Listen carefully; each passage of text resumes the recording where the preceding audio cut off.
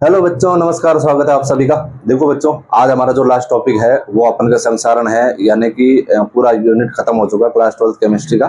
ठीक है, आज आखिरी टॉपिक है। इसके बाद में जो न्यूमेरिकल है वो अपन बाद में करेंगे। पहले अपन जितना भी पूरा कंप्लीट कोर्स है उसको खींचने की कोशिश करेंगे और कोशिश करेंगे गर्मियों की छुट्टियों में अपन का जो कोर्स है वो लगभग 4-5 यूनिट हो जाए। ठीक है, तो आपके लिए आसानी रहे बाद में, क्योंकि देखो बेटा, जितना जल्दी अच्छे से कोर्स पूरा होगा उतना ही आपको रिवीजन में टाइम मिलने वाला है। ठीक है, तो उम्मीद करूंगा कि आप साथ साथ में पढ़ाई कर रहे होंगे, साथ साथ में नोट्स बना रहे होंगे। ठीक है, तो अपन जो आज का टॉपिक ले रहे हैं वो है संक्षारण। और संक्षारण वैसे आप 10th क्लास से पढ़ते आ रहे हो कि भाई कोई भी धातु है यदि नमी और वायु के संपर्क में आती है तो वो धीरे धीरे उसकी जो सतह है वो धीरे धीरे नष्ट होने लग जाती है। ठीक है, तो वही चीज क्या कहलाती है? अपन के संक्षारण कहलाती है। जैसे अपन के लोहे पे जंग लगना हो गया, ठीक है, या फिर अपन के चांदी का बदरंग हो जाना, ठीक है, या फिर अपन के तांबे या कांसे पर हरे रंग की परत आ जाना। ठीक है, ये तो बेसिक चीजें हैं जो अपन नॉर्मली पढ़ते आ रहे हैं। ठीक है, लेकिन इसमें जो इंपॉर्टेंट चीज है वो ये है बेटा, एक तो जंग लगने की प्रक्रिया, ठीक है, और एक रहती है अपन के इसमें वायुमंडलीय ऑक्सीकरण किस प्रकार का होता है। ठीक है, एक इसमें ई सेल का मान किस प्रकार, ई नोट सेल का मान किस प्रकार अपन निकालते हैं। तो ये 2-3 चीजें हैं जो बहुत इंपॉर्टेंट है। तो उम्मीद करूंगा ध्यान से आप पढ़ने की कोशिश करोगे, साथ साथ में नोट्स भी बनाओगे। ठीक है, तो अब अपन शुरुआत करते हैं बेटा, आपका टाइम वेस्ट ना करते हुए। संक्षारण यानी कोरेसियम, सबसे पहले इसकी अपन बेटा परिभाषा लिखते हैं। परिभाषा ये रहेगी कि नमी तथा, साथ साथ में लिखते रहो आप, नमी तथा वायु के संपर्क में आने से किसी धातु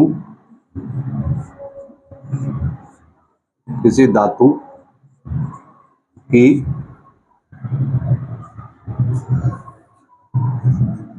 सतह का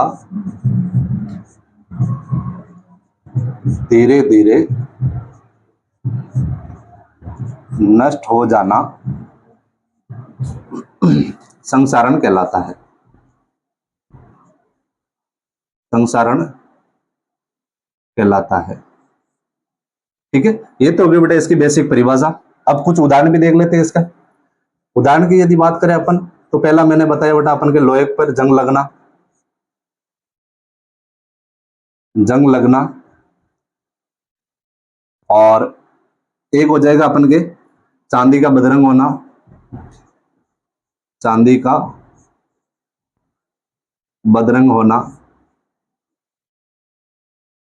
ठीक है, एक अपन के हो गया तांबे वे कांसे पर हरे रंग की परत। ठीक है, ये तो हो गई बेटा इसकी बेसिक जानकारी। ठीक है, अब जो इंपॉर्टेंट पॉइंट है वो है बेटा, इसको बहुत ध्यान से देखना। पॉइंट ये है कि जंग लगने की क्रियाविधि। तो यहां हेडिंग लगा रहा हूं मैं अपन के, जंग लगने की क्रियाविधि। ठीक है, इंपॉर्टेंट पॉइंट है जंग लगने की क्रियाविधि। इसको मैं मार्क कर रहा हूं बेटा क्योंकि ये इंपॉर्टेंट है। ठीक है, अब जंग लगने की प्रक्रिया किस प्रकार होती है वो अपन देखते हैं। कि देखो, जैसे मैं कोई एक धातु का टुकड़ा ले रहा हूं, जैसे लोहे का टुकड़ा ले लिया अपन ने, ये अपन ने एक लोहे का टुकड़ा ले लिया। ठीक है, अब लोहे के टुकड़े में क्या होता है बेटा कि ये जो लोहे का टुकड़ा है, अब जैसे ही यदि अपन के ये जल के संपर्क में आए, ठीक है, ध्यान देना बेटा, जैसे माना कि यहाँ एक कोई जल की बूंद गिरी है यहाँ पे। ठीक है, ये यहाँ एक जल की बूंद बना रहा हूं मैं,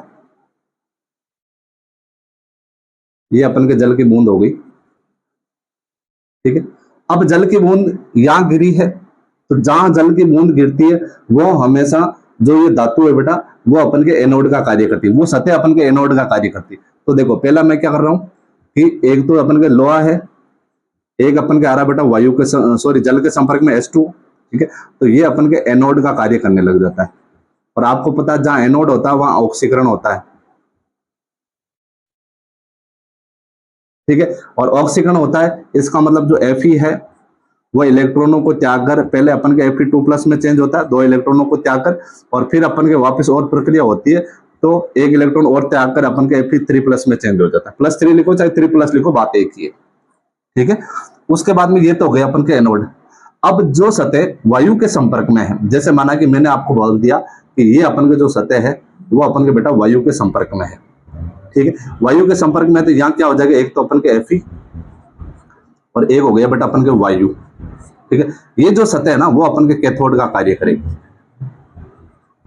ठीक है। और कैथोड का कार्य करेगी तो आपको पता है यहाँ क्या होने वाला बेटा, रिडक्शन यानी अपचयन होने वाला, ठीक है। ये चीज तो समझ में आ गई। अब देखो पहले अपन क्या करते हैं बेटा, ये जो चीजें हैं वो अपन एक बार लिख देते हैं, ठीक है। अब देखो मैं एक बार लिख रहा हूं इसको कि पहली चीज तो अपन के एनोड वाली लिख देते हैं कि Fe प्लस H2O, ये काम कर रहा है बेटा अपन के एनोड का, ठीक है। और यहां अपन के हो रहा है ऑक्सीकरण, ठीक है। दूसरी चीज है कि अपन के एक तो Fe है, एक बेटा वायु है, ठीक है। ये अपन के कैथोड का काम कर रहे हैं, ठीक। और कैथोड का जहां बात आती है वहां होता है बेटा अपचयन। पूरे यूनिट में बोल बोल के थक गया हूं मैं कि भाई ऑक्सीकरण हमेशा एनोड पे होता है, कैथोड हमेशा अपचयन पे होता है। सॉरी, अपचयन कहाँ होता है अपन के कैथोड पे होता है, ठीक है। अब एक काम करते हैं बेटा अपन की, ये चीज तो अपन को पता चल गई भाई कौन सी चीज क्या है, ठीक है। अब बात आती है अपन के भाई एनोड पे जो अपन के अर्धशेल जो क्रिया होती है वो किस प्रकार की होती है, ठीक है। तो मैं सबसे पहले हेडिंग लगाता हूं अपन के एनोड की, ठीक है। एनोड पे क्या होता है बेटा, वही अपन के ऑक्सीकरण होने वाला है, यानी कि ये जो Fe है, ठीक है, वो चेंज होने वाला बेटा अपन के Fe+2 में और 2 इलेक्ट्रॉनों को त्याग करने वाला है, ठीक है। अब 2 इलेक्ट्रॉनों को त्याग करने के बाद में क्या बात आती है बेटा अपन के कैथोड की। और कैथोड आपको पता है किसके संपर्क में है बेटा, वायु के संपर्क में, यानी मैंने इसको O2 लिख दिया, ठीक है। दूसरी चीज है यहाँ अपन को क्रिया करवानी है 4H+ से, ठीक है। अब आप सोच रहे होंगे ये 4H 4 हाइड्रोजन कहां से लेकर आएंगे, वो भी मैं आपको बताऊंगा, इसको थोड़ा रिजर्व रखना है। और तीसरी चीज है कि भाई अपन ये क्या काम करता है, इलेक्ट्रॉनों को ग्रहण करने का काम करता है। अब इलेक्ट्रॉन कहां से आते हैं बेटा, ये जो इलेक्ट्रॉन त्याग रहा है, ठीक है, यहां से इस तरफ आ रहे हैं इस सतह पे इलेक्ट्रॉन, ठीक है ना। इलेक्ट्रॉनों को क्या कर रहा है, ग्रहण करके। अब क्या बना रहा है बेटा अपन के, इलेक्ट्रॉनों को ग्रहण करके 4 हाइड्रोजन है 2 ऑक्सीजन है, इसका मतलब जल का निर्माण हो रहा है, तो ये अपन लिख दिया 2H2, ठीक है, यही होने वाला। अब अपन एक काम करते हैं, इसकी संपूर्ण सेल अभिक्रिया लिख देते हैं, कुल अभिक्रिया जिसको अपन बोलेंगे, ठीक है। यहां लिख रहा हूं बेटा हम, ठीक है, संपूर्ण अभिक्रिया, ठीक है। अब ये जो संपूर्ण अभिक्रिया है ना, अब देखो इसमें यहाँ 2 इलेक्ट्रॉन है, यहाँ 4 इलेक्ट्रॉन है, ठीक है। तो पहला काम होता है अपन को, यदि संपूर्ण सेल अभिक्रिया लिखने तो एनोड और कैथोड पे इलेक्ट्रॉनों की संख्या को बराबर करना, ठीक है। तो यहाँ कर रहा हूं बेटा मैं, कितने से गुणा कर दूं ताकि बराबर हो जाए, 2 से गुणा कर दूं तो 2 दूनी 4 इलेक्ट्रॉन हो जाएंगे, 4 इलेक्ट्रॉन से 4 इलेक्ट्रॉन चले गए। अब क्या बचा अपन के पास में, देखो एक तो ये पूरी संख्या को अपन ने गुणा किया पूरी अभिक्रिया को, तो क्या हो जाएगा अपन के 2Fe प्लस, और क्या अपन के तीर के निशान के इधर O2 है, O2 प्लस 4H+, इधर क्या होगा बेटा अपन के 2Fe+2 और प्लस 2H2O, ठीक है। ये हो गई बेटा अपन के संपूर्ण सेल अभिक्रिया, ठीक है। एनोड और कैथोड दोनों पे होने वाली जो अभिक्रिया है वो संपूर्ण अभिक्रिया ये है। अब बात करते हैं अपन के इसके इनोड सेल का मान निकालने के लिए अपन को क्या करना पड़ेगा, पहले बेटा इसका देखना पड़ेगा फिर इसका देखना पड़ेगा, ठीक है। और इनोड सेल का इसका जो मान होता है, यानी कि Fe+2 Fe में जब चेंज होता है तो इसका जो मान होता है ना वो होता है बेटा अपन के -0.44 वोल्ट, -0.44, ठीक है। और इसका जो इनोड का मान है, इसमें देखो बेटा एक तो O2 और एक H+ है, ठीक है ना। तो O2 H+ दोनों मिलकर किस में चेंज हो रहा है, H2O में चेंज हो रहा है, तो इसका अपन इस प्रकार लिखेंगे इनोड जो H+ है और एक अपन के O2 साथ में लिखते हैं बेटा, O2 चेंज हो रहा है अपन के H2O में, और इसका जो अपन के इनोड सेल का जो मान है वो रहेगा अपन के 1.23 वोल्ट, ठीक है। अब यदि अपन को किसी भी सेल का इनोड का सेल का मान निकालते तो अपन किस प्रकार निकालते बेटा, anode cell is equal to anode cathode minus क्या हो जाएगा अपन के इनोड एनोड हो जाएगा, कैथोड में से एनोड माइनस करते इनोड एनोड, ठीक है। अब इसका मान रख दो आप, कैथोड का मान अपन के 1.23 है, माइनस, और इसका मान अपन के बेटा 0.44, ये भी माइनस में तो माइनस 0.44, ठीक है। माइनस माइनस क्या हो जाएगा, प्लस हो जाएगा, तो 1.23 और 0.44 कितना हो जाएगा अपन के 1.67 वोल्ट, ठीक है।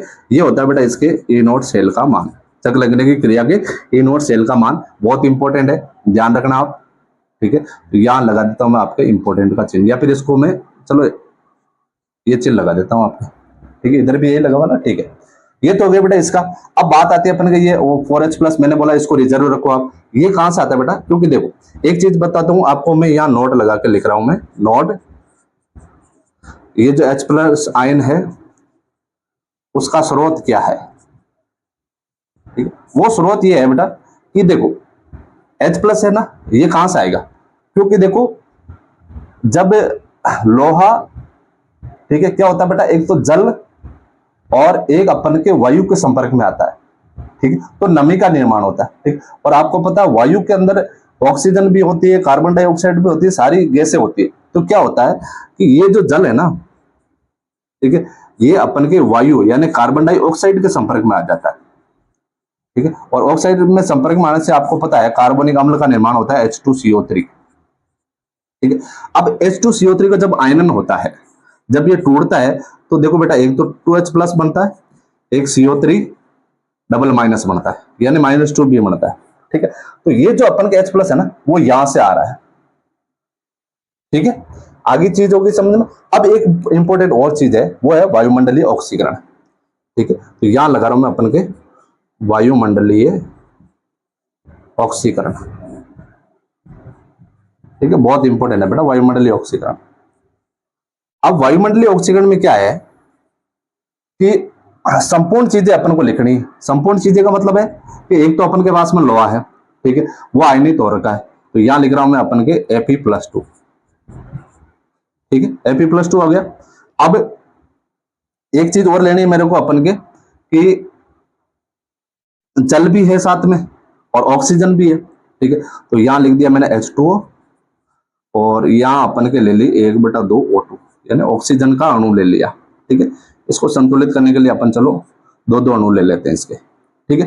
तो अभी क्या बनेगा बेटा अपन के, एक तो देखो Fe2 है और एक अपन के H2 है, तो ये बन जाएगा अपन के Fe2O3 प्लस, अब क्या बचा अपन के, 4 हाइड्रोजन बचा है भाई, 2 अणु ये है, एक अणु ये हो गया, सॉरी 2 अणु ये है, एक अणु ये हो गया, तो 3 तो ऑक्सीजन हो गए, 2 Fe हो गया। अब यहाँ तो एक तो 4H प्लस बचा है, सॉरी 4 प्लस के जो आयन बचे हैं, और एक अपन के 4 हाइड्रोजन बचे हैं, तो अपन इसको इस प्रकार लिख सकते हैं बेटा 4H प्लस, ठीक है।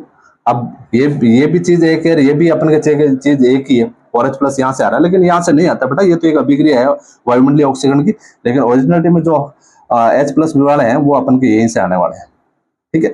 अब देखो अपन को क्या प्राप्त हुआ, Fe2O3 प्राप्त हुआ, ठीक है।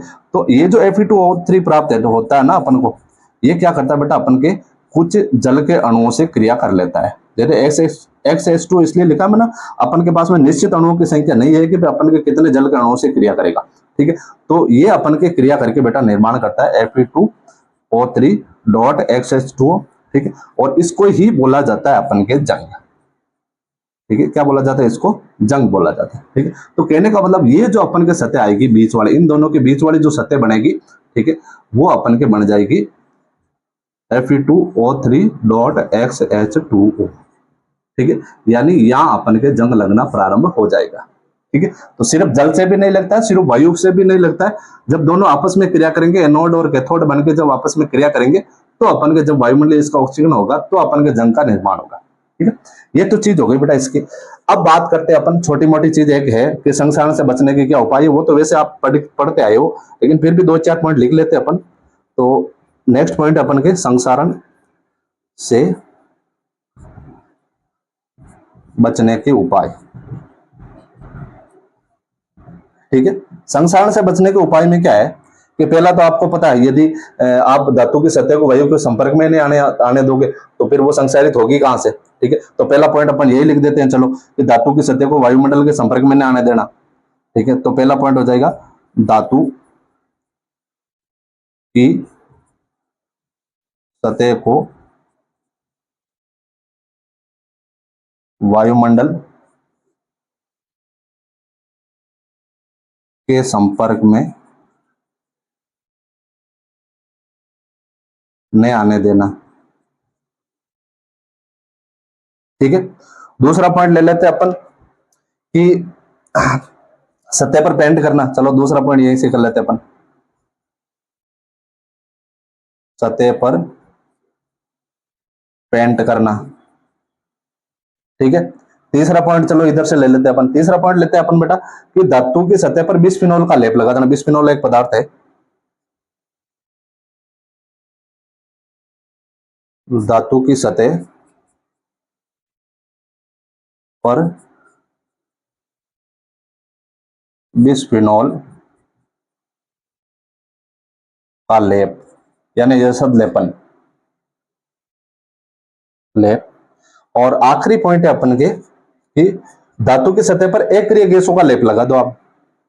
जितनी भी अपन के अक्रिय गैस है ना, सॉरी अक्रिय धातु है, सॉरी, ठीक है, उस पर अपन क्या उसका लेप लगा दो धातु की सतह पर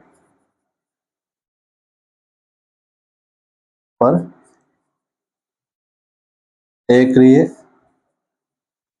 धातु का लेप, जैसे अपन के टिन वगैरह हो गई। ठीक है ना, तो ये है बेटा अपन के पॉइंट, 3-4 पॉइंट लिखा दिया आपको संक्षारण से बचने के। ठीक है, वैसे अपन के ये सब लेपन वगैरह है, ठीक है, या किसी धातु की सतह पर अपन ग्रीस वगैरह ऐसे लगा देते हैं, ठीक है, तो भी वो अपन के वायु के संपर्क में नहीं आती है। ठीक है, तो ये सारी चीजें हो गई अपन के इसके बारे में, संक्षारण के बारे में। ठीक है, तो ये जो अपन का टॉपिक कंप्लीट हो गया, और टॉपिक कंप्लीट होने के साथ साथ में अपन का यूनिट भी खत्म हो गया। अब क्या होगा, अपन के जो नेक्स्ट यूनिट है वो अपन 1-2 दिन में स्टार्ट करेंगे। उम्मीद करेंगे कि बेटा अपन जल्द से जल्द इस कोर्स को कंप्लीट करें, क्योंकि जितना ज्यादा अच्छे से कोर्स कर पाएंगे ना, उतना ज्यादा अपन के रिवीजन में अपन को टाइम मिलेगा। ठीक है, अच्छे से नोट्स बनाते रहो साथ साथ में। ठीक है, और गर्मियों की छुट्टियों में 2 यूनिट और करने की कोशिश करेंगे, तो पीछे अपन के 6 यूनिट बचेंगे, तो उनको अपन धीरे धीरे कोशिश करेंगे कि 2-3 महीनों में उनको फ्री करें। ठीक है, तो आपको पढ़ाई का प्रॉपर तरीके से टाइम मिल सके, इसलिए अपन थोड़ा सा फास्ट चल रहे हैं। ठीक है, तो मिलते हैं बेटा नेक्स्ट क्लास में। Thank you, visit again.